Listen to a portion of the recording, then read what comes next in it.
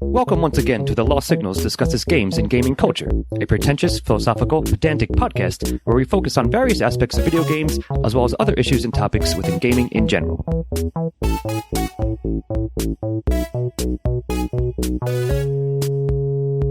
Hello there, mein Lieben, and welcome back to The Lost Signals discusses games and gaming culture. And tonight, get your handies ready because we're discussing mobile games, if you get that reference. Yes, games on your phone, etc., and various genres and various issues perhaps related to them. So I am Scott Thurlow, and I'm here with my microtransactional partners, Jonathan Ian Manzer. Oh, mein Handy. Stephen Amosi. Hello, yes. Very nice. And Chris Morgan. Hi. He is also getting a handy. Sorry, I was distracted. You don't see my right hand here anywhere, do you? Nope. I hope to see it a slight later. Shaking there, yes. So, readjust your frame. Anyways, so normally I take lead on the games, but I think Ian's going to take lead on this one because he had the most experience and the most familiarity with handies. Well, to be fair, I do call them handies because of the German term for a cell phone. I think it's funnier that way. Mobile games or whatever you go with it. But I don't know. There's a lot. And not a lot to talk about with. So I guess I'm going to go into the history of mobile games first. It's fascinating to me that really they had their start in graphing calculators. People started with like the TI-83. You're to date myself there. Sure. I'm building games through that. I believe the first official mobile game was Tetris. Someone programmed it for an older phone. Yeah, but really, what is in common knowledge is that a snake from the Nokia phones, to the point where I certainly remember that. What's the video game? Blair Witch had it in their game, yeah. As a callback. But they've developed throughout time, both going on in technology, but also returning to like the old-fashioned. Some of the more popular games out there now are still brick, the brick blaster type games. Yeah, for sure. But so right now it's mobile games handies are done through like kind of app stores. Don't laugh at my terminology here. I didn't mean to make you break there. Are apps through phones, which going to be saying handies a lot. Create for money, and that has led to a lot of current issues with mobile. And those features have crept into actual, not non-handy games, if you will, for sure. This is interesting. I went into this thinking that we were going to be talking about all handheld games, but now I realize that this is an episode just about mobile games, which I've also prepared a little bit for. But no, I thought we were going to go back to as you can see in my background is Game Gear and shit. Game Boy and stuff and things like that. No, we're not talking about that at all. Specifically games on your phone. Yeah, the new background. Yeah, and the division genres of them and how they've influenced, again, impacted. Just put up an image of a handy. Yeah. Let's do some porn right now. I was just going to play porn. 9-year-old humor right here. But yeah, so I find it interesting that even though I'm the main video gamer here, it's the one who plays the most, I play the least amount of games on my phone. So all I'm saying is for me, I'm biased against them. I just felt like it's not worth it. They're not here's how I viewed it, and I don't necessarily agree with myself in a sense. They're not real games in quotes. That's how I viewed them in general. So I was never going to take the time or the effort to download them to play them. Yes, I played a few back in the day. Probably I was a later adapter to even having a smartphone, having a phone capable of supporting a mobile game. So I experienced a few of them, but they just didn't engage me in general. And I feel like it only got worse and worse in a sense that the worst practices of them that are still engaging or still kept up to this day crept into the actual console games that rubbed me the wrong way. I take the PATH train into New York, and so mobile games are very useful for me while taking a 45 I get it. Minute trip into New York. But however, I wanted to talk a little bit about the types, or I guess we'll go back to the history for a second. Okay. With so we started off at Snake, And then I think the modern era came in with things like Flappy Bird, Candy Crush. Candy Crush is still huge, but sure, absolutely. Angry Birds. They're interesting idea. Yep. What was that? Angry Birds. Angry Birds. Yep. You got Flappy Bird and Angry Birds, two bird games within the span of a couple years of each other that were very popular. Sure. Angry Birds. They made a movie of it. Yeah, two. And now they released the second version of that. No. But what you really come down to is the types of games that are available in mobile games. You have like kind of classic like puzzle games. Puzzle matching arcade I got as a genre, Crossword, I know, Steve-O, you're a fan of those. Yeah. But you have kind of the classic, I would say, mobile games at that, which are... Sure. So if you're looking at the Candy Crush, which are like small matching puzzle games. Yeah, Jewel. And expand upon that with like kind of battle systems where you're sending waves to attack, but you still have to do the same kind of matching system. You have more complex games, or you have slalom games, like if you remember the old one where the snowman chases you. Oh my god, I love that game. Yeah, but there's kind of more advanced versions of those. Temple Run as well, if you've ever played that one. Mm-hmm. You have the old kind of the shooters, the space shooters type stuff, like modeled after like 1945 games like that. But yeah, there's a ton out there. My favorite one, though, because of how ridiculous they are the, and you saw an advertisement for this today. Yes, I did. The story-based games, which are like Telltale games, but more ridiculous. I had an advertisement for one which was talking about a woman thinks she has a miscarriage. Completely absurd. And then she finds out she has quintuplets. These are great. It was motherfucking ludicrous, I'll tell you that much, for sure. But I've talked enough at length about the kind of styles of games out there. What do you guys have experience with? Go ahead, Chris. I was going to say, just real quick, I forgot when Scott went kicking and screaming to the smartphone revelation, because he had his old phone. And then, like, his first smartphone, I think you just, as of, like, last year, it just amused me to know. No, just thinking about Scott's phones, it just amused me. Let me be clear. I wasn't like I'm not a Luddite like per se. I was just lazy. I'm like, my old phone still works, and I don't feel like paying for a new one. Like until it legitimately broke, and then I get a smartphone. It was fine. Anyway. But anyway, when it comes to the mobile phones, I remember when I got the iPhone 3. I mean, I was just thought it was amazing that I could play something other than Snake or whatever on your phone. Mm-hmm. And I think but I find that like all the games, because the first game I got was Zombieville, and I thought it was so cool for about, not too long. Angry Birds had a longer shelf life, but I mean, for me, the novelty wore off, because as I said, I've found there's way too many other distractions I could do on my phone, because now I got synthesizers on here and all sorts of shit. Sure.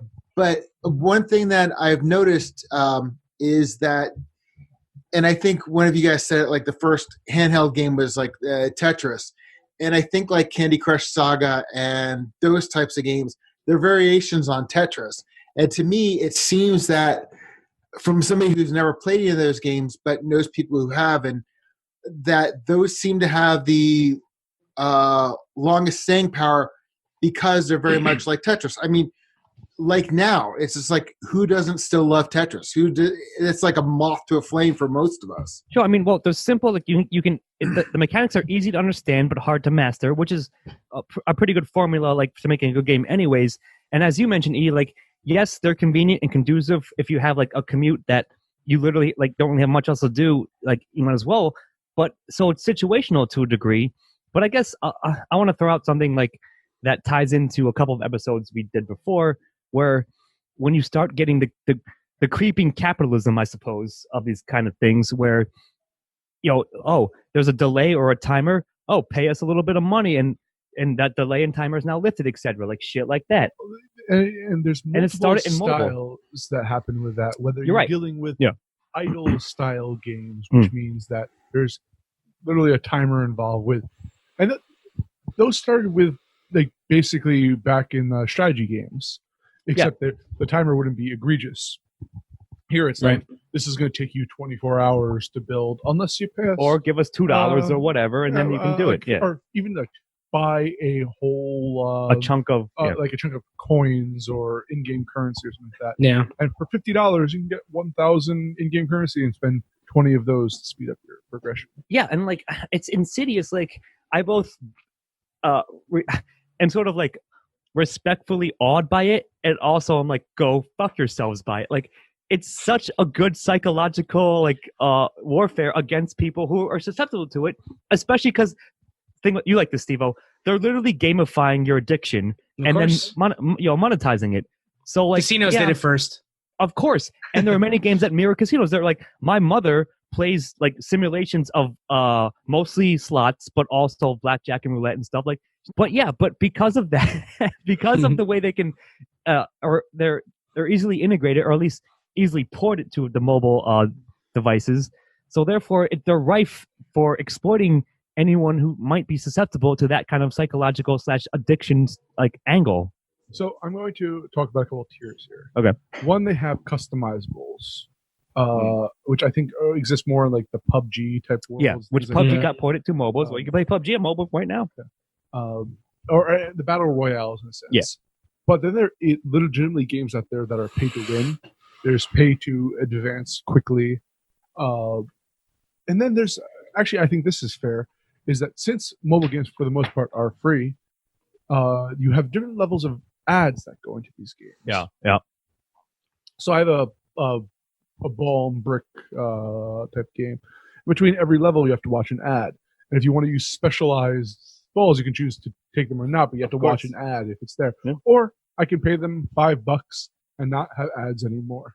Right. Sometimes if I get enough time out of a game, I'll throw them the $5 or so. Sure, if you feel the value is worth it, of actually inputting your time and the design wise, like I get that. That's like I'm totally fine with that.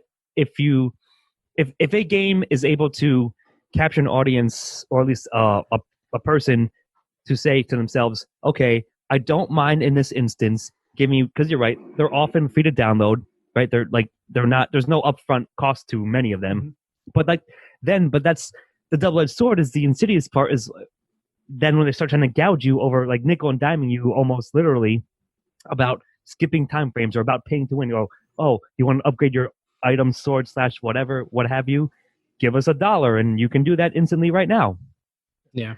And like even that, like even all that, I'd personally be okay with, were it not for the fact that then the AAA market, like the console market, again, PC market, looked at that stuff, stroked their capitalistic beards and said, people are paying a lot of money for this stuff. How and what's the best way to incorporate it into our games, which are in fact already paying $60 up front for, right? So like that's where I sort of like draw the line and like got to me where I left a very bad, distasteful in my mouth because of the way they're trying to implement these. They're trying to implement these mechanisms into games that are not mobile games. So yeah, I mean, like just to jump in, you guys have made a lot of different points about a lot of different things. But yeah, you're right. Scott, just to start in the most recent thing that we were talking about. You're right. Like the idea, like, so back in the day when you'd get TV, you would watch TV, like network TV, and it was free, which means that you have to sit through ads. But if you bought HBO, you don't have to deal with ads.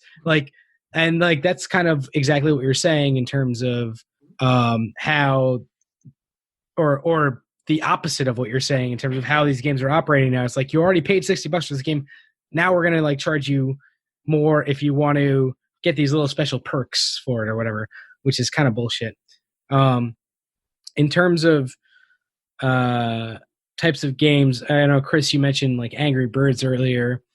I just wanted to talk a little bit about how that like was this huge explosion into not only like mobile games in general, but also exactly what you're talking about in terms of like, oh, you can pay some and like you can advance through levels faster. Like that was kind of where people, I think, started to realize that, oh, this is a viable business model. Yeah, exactly. Which really sucks. Okay. Go ahead, Chris. No, I wanted to, before we got off the whole paying and seeing ads, it's kind of our nephew. used to go hog wild, just buy all sorts of stupid games, and like I would go, go online, play with them, whatever. So I bought this tank game to play with them, and you paid $4 for the tank game, but if you wanted the tank game completely without ads, you had to pay like another $4 or $8 for the game. Man. Yeah. And it kind of reminded me of like the streaming service. Like, yes, I have CBS All Access. It's like you could pay $5 for it and you get some ads, or you can pay $10 and get no ads. Yeah, no, it's like you said, there's levels to it. Yeah, but I mean, if it's an okay game, $8 is fine. But if it's like a game you're going to spend 45 minutes on and then give it up forever, like shit. The game's a piece of shit. The game is a piece of shit, and really wasn't worth more than $5. So there was like, But no, what I'm saying is that drove me nuts, because they don't let you know that there's like a level up thing until you get in the game and they start force feeding you ads down your throat. Yeah, I mean they can fucking stonewall you on it. Absolutely. We're like at the outset, it's as they advance and as they evolved, right? They figured out more and more like laser focused how to sort of hook you on the outset. Like, oh, this is a cool game, I like it. Oh, now after half an hour play, and like a big paywall or ad wall or both or something, like resource wall, I guess, for lack of a better term, happens to you. And you're like, well, I've been enjoying it thus far. $2, whatever, like $1.50 isn't that much. Sure. But that adds up over time. And like the way they do it, like they introduce more and more, or they can at least. It can be the case of that. So. Actually, I have a shameful story to tell. Okay. All right. Can't wait to hear. Mildly embarrassed. I don't think I've ever mentioned this to you guys. It was a couple of years ago. Oh, shit. I was playing this game. I forget what it was called, but it was one of those puzzle type games. Yeah. But around an adult theme, kind of a dating things with like sexy girls and all this kind of stuff.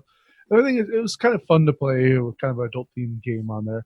And then it got to a point where it really was pay to win. And it was very insidious. The way to do it is that you progress to a certain level where you're sort of invested in the amount of time you spent in the game. And then it's like, oh, you're about to go get a scene with this chick. Oh, well, if you pay us a little bit of money, you can get like extras to beat the level. And we'll give you a nice little thing. You get a different outfit for the girl. And me being a hot-blooded schmuck that I am, they got you. I gave them a little bit of money, because I'm like, almost like paying for your own porn in this day and age. It's like, and it was. I realized after a while that, geez, I just spent like $50 on this game where I shouldn't have, because it kind of would get me hot and bothered and be like, hey, you want to see more? Cost us $10. And then, like, over time, you start realizing, oh, I just spent more money than I intended to on this shitty game. And I think that's very insidious. So that's very embarrassing on my part. I feel like that's how the porn industry has always worked, though. Or I think that's how it works. Not sort of quite a bit nowadays, regardless of whether you're doing Farmville or that's the point I was going to make. We're going to allow you a certain amount of progression until you're invested in the time you spent in this game. And then throw a paywall. And we'll throw a paywall. Yeah. And now, yes. So let me ask you guys this: if we've talked enough about that, because I have a kind of a let's go to the opposite end of the spectrum question. What have you guys played any mobile games that you didn't have to pay anything for that you really enjoyed that we can suggest to people to check out or whatever? I have a couple of them. I can think of one while he looks some up. Again, since I played the least of them, but you might remember this one, Steve-O. It's something like it's like the bomb one where like you have to call instructions and each person has a display on their screen like, oh, touch red button to Y or whatever. Yeah. I don't believe it had a paywall, or it might have like a better version, but nothing prevented you from playing the game as is. That actually wasn't free. It's called Keep Talking and Nobody Explodes. No, was it though, or was it a different one? I feel like there were two variations. I remember. Oh, you might be thinking of Space. Yes. Something. Space That's Team. That's the one. Yes. Space Team. Yeah.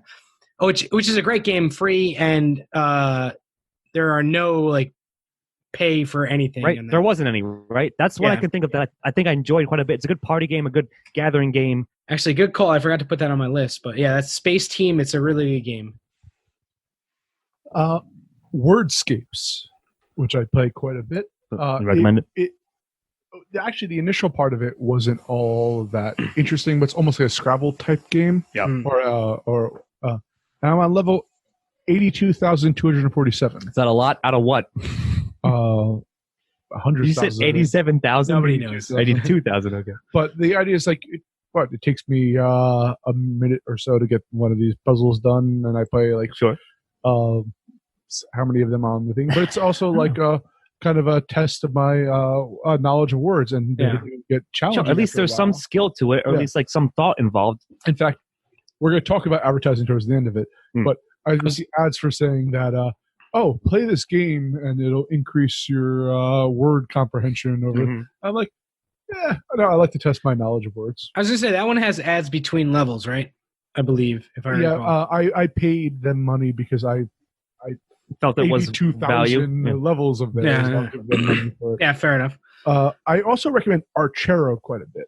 I actually thought it was one of the more well-developed games I played. I showed you a bit of that. Yep, it looked really cool. Yeah, for sure. But I've given up on more games than I've kept along the line. I think that's a telling point for it, right? Like, again, certainly, like, you have the casual audience. I don't mean that to be an insulting term, but yeah, like, you're taking a bus or train or whatever, like a subway. I get it. It's very conducive. It's a nice thing to pass the time with. However, I feel like, again, the insidious capitalistic part of it is that they've laserly focused and researched how to hook you just enough till you get to the point where, like, oh, I like this game, enjoying it, and then boom, a giant, like, metaphorical paywall, like, comes up, but it's a sunk cost fallacy. Like, oh, I've already been enjoying enough, I might as well give them $1 here or there or whatever, and then that adds up, and you don't even realize it because you already have now. It's got its hooks into you enough that you don't think as much of it to paying for this and that, like, to skip this or to, like, not have any ads or whatever for more resources, this and that, blah blah blah.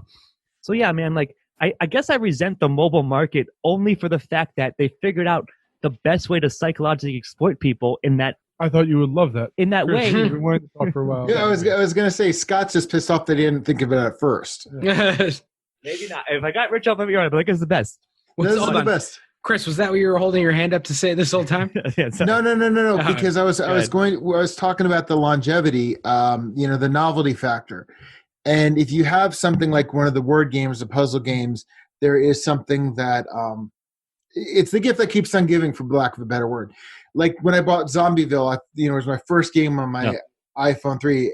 It had an extremely short shelf life, but when I got Angry Birds, I couldn't stop playing it because there's a certain amount of physics in it. The physics. It's still a well-designed game, yeah, for sure. Yeah, but what I'm saying is, it is definitely a cost of, like, there's a lot of stuff out there, but the cream does rise to the top, and I think that has to do with, as we were talking about, like something like Candy Crush or the word things or Angry Birds, is something that is always in the game, but can be easily manipulated. That does require a little rethinking or in your brain, just recalibrating, I guess, maybe recalibrating. Yeah. So I mean, I think with regard to longevity, that's why the same games or the same style games keep coming up. I just had an idea that I think you shouldn't be angry for because of history. Is that I think that mobile games developed is generational to old school arcade games and coin feeders. Like, I get that. You're right. Of developing a game that hits a paywall is the same as an arcade developer creating a tough level for you to dump quarters back into. But I would say at least those arcade games were more upfront about what they were trying to get you to do. They were like, you want to play? You pay. These games are like, come on in, it's free. And then it's like, oh, you want to be good at this game? Yeah, I mean, that's what drug dealers do. You know what I mean? Like, I guess that's exactly the analogy I'm going to make to you. Obviously, first taste is free. No, actually, this one's really good because I was watching the video you sent me about methods of it. Is that they'll often introduce a really cheap, maybe $2, $3, $5, maybe $10 in a certain sense, starter packs. Yeah. Oh, we'll give you we'll free roll you this one. Great upgrades right at first, so that it seeds in your mind that you're willing to pay something for this game. Yeah, and again, it's a dirty trick that, yeah, it works. And like, again, I'm in respectful / spiteful all of it because they figured out how exactly to at least exploit a certain portion of the population who is going to buy into it. And then it crept into games beyond mobiles. So like, yeah, I don't want to say it's a good business strategy. It's an effective business strategy. Sure. And the mobile market has been evolving like a little bit here and there. Like, so nowadays, like Clash of Clans is still huge, might be the biggest one still. But one you mentioned, they did a PUBG version. There's you guys might remember, people out there listening might remember Arnie did was hawking like some kind of war mobile game. Yeah, I remember that. Right? So, I feel like that was the saturation. I forget what it was called. It had a very generic name. It was like Wartime or something. Like, it was so fucking generic. And the best thing was, it was like the first thing he did, or one of the first things he did after he stepped down as governor. Exactly, right? So like, I feel like that was like the mark of like, to me, like, there's too many. But clearly, if he's hawking one, there's too many. Like, we've reached saturation level.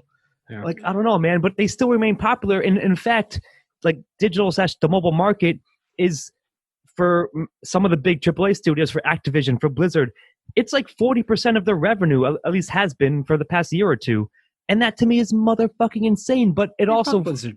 Yeah, of course. But I'm saying it feeds into the fact that they look at their spreadsheets, they look at the plus and minuses. Oh, this is like the biggest growing market. Obviously, we're going to throw more money back into it to do more of it, right? If I may, go ahead, buddy. This is what I was trying to get at earlier, but it kind of went back to what we were talking about before that. But sure. One game, a free game that I played that remained free the entire time was the game based off of the Mr. Robot show, which if you like Mr. Robot, that's cool. Check out, I think it's called 1.51 exfiltration.ipa, like, or if you're on an Android, it's APK, I think. But like, obviously the whole premise, like, the idea is that you're just basically trying to hack somebody's phone. It's a lot of fun and just like goes down a rabbit hole if you're into that whole thing. Yeah, and I mean, it's social engineering, right? Is it not, like, as a game essentially? Yeah, exactly. And the other one, this is not a free game, but it's like $4 or $5 or something like that, one-time cost. No, like, trying to get you to fucking pay more money for it. Game called Monument Valley. It's fucking beautiful. Yeah, it's a lot of fun. It's a great puzzle game, and like, good call. You know, I think there's 2 or 3 of them at this point, and they're all great. So check them out if you're looking for something that's not going to try to game you, you know, as a person. There are certainly ones, like, few and far between, to be sure, but certainly ones that are not predatory or not just trying to, like, take advantage of their audience, that are well designed and fun games to play on the mobile platform. So, and the thing is, these things, like with Arnie, I mean, like, these things have, like, there's something that reminds me of that game Civilization, that, like, it's a mobile game that they have, like, really good animation production, like, value games, for their commercials, and it's a fucking game for your phone. And, like, on the offset, you're like sitting here going, well, you know, how much is the price of buying ad space versus you know what's going on the phone? I mean, this stuff is, it just boggles my mind every time I see one of those commercials. I'm like, yeah, we are talking about a game for this, right? Yeah. Also, well, I mean, there's a lot you can do on there. Like, you can get Final Fantasy VII on your phone at this point, right? Like, there's a lot you can do with a phone. There's a lot of Resident Evil 4 on your phone. There's a lot of processing power on your phone. So I get it. There's a lot that games can do, but for the most part, phone games are at this point just trying to rip you off, and like a lot of times. What I would say, if you're looking for a good crossword app, as you mentioned earlier, Ian, check out Alpha Cross. Great crossword app. No ads, no hidden costs. It's just 3 crosswords a day from, you know, big newspapers, and it's fucking great. Yeah, I mean, that's cool. Like much respect. It's few and far between. Those, all I'm saying. Get him. So there is one last negative I want to bring up. And I don't want to be all negative here, as Steve-O, you've been trying not to be on this. But I want to talk about advertisements for mobile games, because as I play mobile games, both I see advertisement when playing them, but also on like Facebook and things for like them. that. I get ads for it. There's a lot of misrepresentation of what a game's like. Even free-to-play games will have a certain mechanic.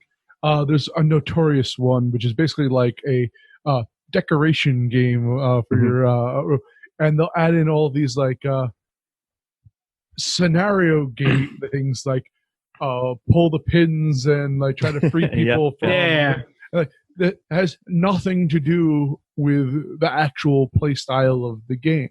In fact, there. But they spring it on words. Someone created a game for the pin pulling one, saying, "Yeah, we finally built the game that all of these other games are promising to be like, and we're giving it out for free because."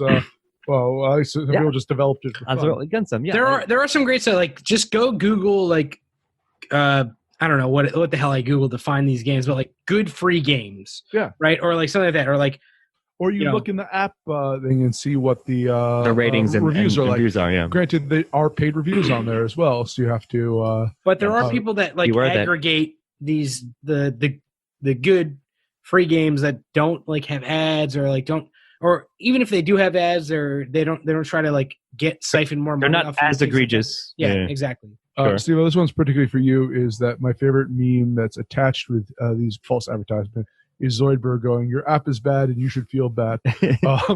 Yeah, I mean, you should feel bad. I've seen that one for sure. Like, I mean, but I still think like as humorous and a good reference as it is, it's still it's a valid leverage complaint against a lot of these games because that is what they are designed to do. But I think that you have a again, to play your role where you always say, "Well, I'm going to go between." The thing is that in this case, I am very staunchly on a certain line. Yeah. A dislike for mobile games, and it's not always. It's just that since I play, I got a lot of benefit of a lot of these games. It's just that I see the egregiousness at times is so egregious that it sometimes overshadows the it rankles the hairs on the back of my neck. No, it's a little rankling. Yeah. And you're absolutely right. Like I feel like I've softened a small bit against them, but I'm still like for the most part. I would hate to see how much you rage beforehand. We should have discussed this before we started even doing this podcast like years ago. But like I'm just saying like because they've crept like the worst business practices because they work in by and large have crept into the actual gaming sphere that I'm into. It's not mobile games inherently that caused it. It's the people that you love betraying you because they found an in with it. Me too. Sure. Don't hate on the concept of mobile games. Right, that's what I'm saying. I'm trying to remove that from the publishers that you once worshipped who failed you. Well, I mean, you're right. Like, I agreed. I'm just saying that's the way the perception is. And nevertheless, though, like there's portions of them that exploit people to a certain degree. And there's games that, like you said, developers are cool about it and do a good game for free. Or if there is a paywall, it is worth it. It's not just there to gouge you once you've been invested in. They're ostensibly like, oh, free, come on in, the water's great, like you said, Steve. Like try, take a little hit. Here's a free whatever, right? Now you're addicted to heroin, like or something like that.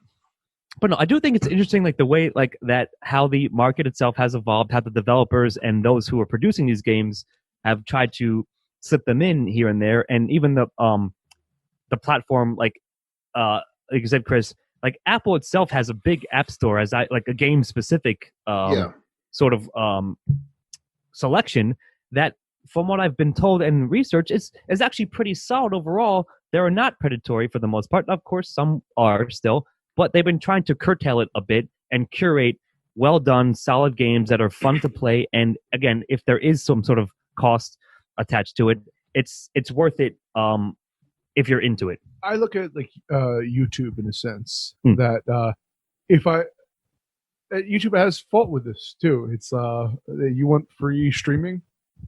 Oh, you have to deal with ads before you think. Yeah. Oh, we're all of a sudden going to up it so there's 5 ads during a video. Well, that's getting a little bit egregious. Maybe I won't watch this channel anymore. But it's up to you as the user to make informed decisions over the games you play. Absolutely. I mean, it is like they're going to try and find a happy medium where you still use their product, like to where they find where you're still willing to use their product, right? Like, right, that gets a half. Anyone who actually is trying, like, there are certainly money grabs out there where like they're not like these games that are like, I'm only a money grab. I'm going to get as much money as I can until people stop using it, which will be very quickly. Yeah. But like if they're good and they actually want to make money, they're going to try and find a happy medium. And I think like that's where we'll find things settle in eventually. What you said, in theory, the cream will rise like to the top, and like the best well done ones who do balance that edge, as you mentioned, Steve-O, where it's an engaging, fun game to play, but also you don't mind throwing them $1, $2, $5, whatever it may be here and there to reduce some of the ads and some of the what have you that might exist, and you can still enjoy it without feeling like you're being exploited and or gouged. Sure. I mean, people have put a lot of effort in developing some of these games and continually update, and they should be rewarded for that. It's just again, trying to hit that balance. Yeah, exactly. There is kind of a minor plug I want to do. I have no relation to Korg at all whatsoever, but at the beginning of the pandemic, they do a lot of music stuff, and Korg was one of the people giving this away for free. And I don't think it's that expensive, but it's an app? It's called it's a music app. And what it is you can, I can't remember, it's called the iColossator or something like that. Don't ask me. Sounds like something they would call I'm barely literate. But it's got... Sound right. All right, Charlie. But what I'm saying is this thing's really cool because if you're not a musician, whether you're a musician or not, it's got sights and sounds and you could do your own recordings for it. Sure. I'm just saying that with regard to things that I thought were really sharp on the phone, like Beth and I each downloaded this and we were jamming one day, just kind of like fucking around. No. So, I mean, what I'm saying is this to me was like, all right, it was free, but if I had bought this, I would have been like, this is fucking worth every penny. I hear. Nice. I guess there's one more thing. I just wanted to bring that up because it was kind of like, it was a music thing, but it's also kind of a game as well. Yeah, it counts. It's sort of like straddles both lines. I guess there's one more thing I'll throw out, and again, somewhat more personally to me, the genre of, like, again, console video games I prefer, many of them aren't conducive, at least at this point, to being transited to a mobile game. So, like, if I wanted, like, if they did, like, a Far Cry or something, or a fucking Halo or whatever, like something like that, an FPS, a Doom, Steve-O, there's like, a ton of FPSs out there. There are, but battle royales are huge nowadays. But they're awful on mobile phones. That's what I'm saying. They're hard and difficult to play. They're not just not as responsive as you would get playing like the hardware. You gotta get good at son. This point. But like I'm just saying, I wouldn't be opposed to them, something like that, if I felt like I could be good at them. If they can cater to your old man generation. Yes, exactly. Pretty much. No, I mean, I just don't think that they're like it's almost like the same complaint that like computer gamers had to playing first-person shooters on consoles, except for way, way worse. Like trying to play a first-person shooter on a cell phone is you lose so much control. Yeah, that's what I'm saying. I don't know, but I feel like there are other games like I feel like I grew up on Flash games on the computer, and, which were not first-person shooters today. I mean, no, I'm just saying that like. I found enjoyment in those shitty ass games back in the day. I hear you. And they can translate fairly well to the mobile platform for sure. So I don't know, like again, I've somewhat softened, like even though you might not see it, you don't think so on the surface, that's not your perception. But I do think that there is at least an avenue in the mobile platform and market to make good, solid games, even if they might, by necessity, have to include some expenses to recoup their, the investment. But certainly there's a way to do that without, again, being exploitative, being predatory about it. So, and I'll be interested in seeing those, like what we might see coming from that. And finally, real quick, just to tie in, we did a couple years ago, like a year or two ago, we did for games, we did VR games. Like there was a couple of VR apps that were run through the phone. With they the got thing. better over and time. Actually those were pretty cool, I have to say. Like I did have a good time trying out some of those, so like maybe that's the avenue that would be for me and perhaps a certain portion of the audience. Or there's AR games like Pokemon Go. Yeah, for sure. Yeah. And that's perfect. I nothing against Pokemon Go, like it's fine. It's a cool idea. You're right there. What's happening? I snuck something through the yeah I caught it. Cap under the radar. Missed it. Well, But yeah, so I don't know. You got anything else you wanted to cover? I think we covered a lot of there's a lot of ground to like. Mobile market again. Games are something you can delve into them a lot in a lot of angles. Yeah, I think that this is a justification for critics, especially in a very flushed market. Finding someone you trust to review games, and you can go on. You could make informed choices over what you want to purchase. Exactly. Yep. Maybe that's an angle that we could take over. Sure. We'll start reviewing mobile games for you. We'll do like a segment or something. But actually, I might. I think because I play enough of them that I can go in and say, Ian's top 5 recommendations. Give them money, avoid them, and go forward. Yep. Yeah, a new segment for Games of the Year. Yeah. Yeah, exactly. That'd be sweet. Anyone have any other thoughts? I don't know. You tell me. I don't think so. We might. Yeah, I'm just saying. I think there's something we could still delve more into this topic, and maybe we'll do that again later, like do a part 2 or something down the line. But I think we covered a lot of ground here, and again, it's an interesting angle / avenue to discuss within the gaming sphere. So, I'm Jonathan Manzer, and I'm going to enjoy my handy here with Scott Thiller. I'll keep playing my own handies. I don't need to pay for them. Christopher Morgan. Gonna give myself a handy. I mean, yeah. Good night. Goodbye. See you next time. Thank you for joining the Lost Signals Games and Gaming Culture. Check us out on YouTube and iTunes for the shows and more, and on Facebook and Twitter for updates.